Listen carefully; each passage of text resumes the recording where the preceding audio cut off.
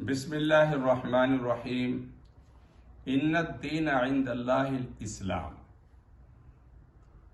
اللہم صلی علی رسولہ النبی الامی الکریم۔ آج کل کچھ الفاظ سوشل میڈیا، پرنٹ میڈیا کی زینت بنے ہوئے ہیں، ایک اسلام اور ایک مسلمان۔ اس سے پہلے اتنا چرچا آپ نے نہیں سنا ہوگا جتنا کہ آج کل چرچا ہے۔ کوئی اخبار اور کوئی چینل ایسا نہیں ہے کہ جس چینل پر مسلمان اور اسلام کے بارے میں گفتگو نہ کی جا رہی۔ سوال یہ پیدا ہوتا ہے کہ اسلام ہے کیا؟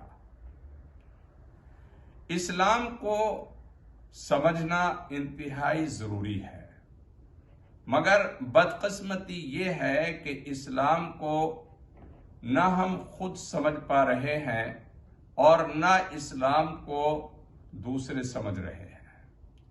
اسلام کی ڈیفینیشن بعض لوگوں کے نزدیک تو یہ ہے کہ اسلام نماز پڑھنے کا حکم دیتا ہے، اسلام حج کرنے کو کہتا ہے، اسلام سال میں 1 مہینے کے روزوں کو ضروری قرار دیتا ہے۔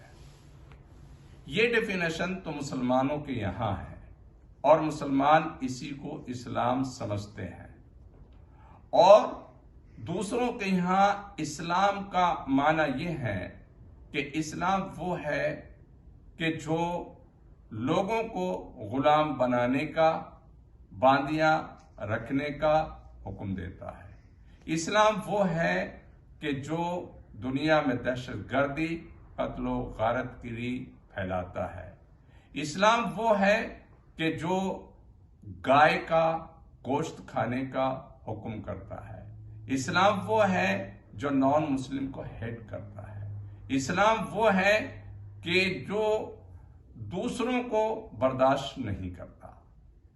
اگر اسی کا نام اسلام ہے اور لوگ اسی کو اسلام سمجھ رہے ہیں تو یہ بہت ہی بد اندیشی کی بات ہے، اور اسلام کے اوپر بہت بڑا ظلم ہے۔ سب سے پہلے مسلمانوں کو، نان مسلم کو اسلام سمجھنا ہوگا کہ اسلام کس کو کہتے ہیں۔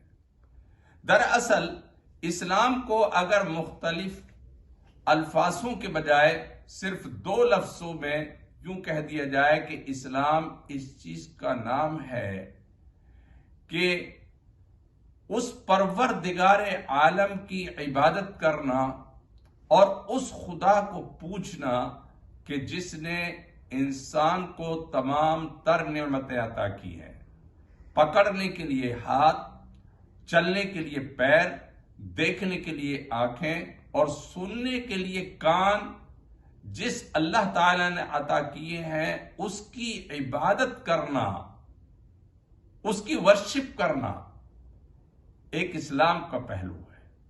اور دوسرا لفظ اور اسلام کا دوسرا پہلو یہ ہے کہ کسی بھی انسان کو کسی قسم کی تکلیف نہ پہنچانا۔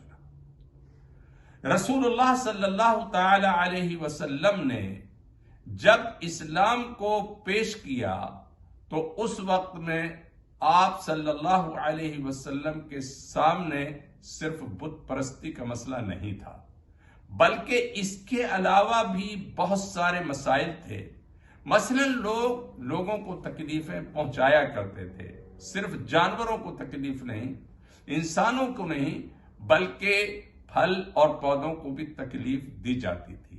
آپ صلی اللہ علیہ وسلم نے اسلام کو پیش کیا اور آپ نے بتایا کہ تم ایک رب کی اور ایک خدا کی عبادت کرو، تو وہیں آپ نے جانوروں کے حقوق بیان فرمائے، انسانوں کے حق بتائے، اور درختوں کے، پھلداروں کے، بغیر پھل والے درختوں کے بارے میں آپ نے مستقل طور پر ہدایات جاری فرمائے۔ مثلا آپ کسی درخت کے نیچے گندگی نہیں کر سکتے، آپ کسی پلیس پر کوئی چیز گندی نہیں پھینک سکتے. آپ اپنی زبان کو کنٹرول میں رکھیں اور اپنی زبان سے کسی کو تکلیف نہیں پہنچا سکتے. تو اسلام نام ہے اللہ کی عبادت کرنے کا، اور زمین پر جتنی بھی مخلوقیں آباد ہیں، چاہے وہ جانور ہوں یا انسان، ان کو تکلیف نہ پہنچانے کو اسلام کہتے ہیں.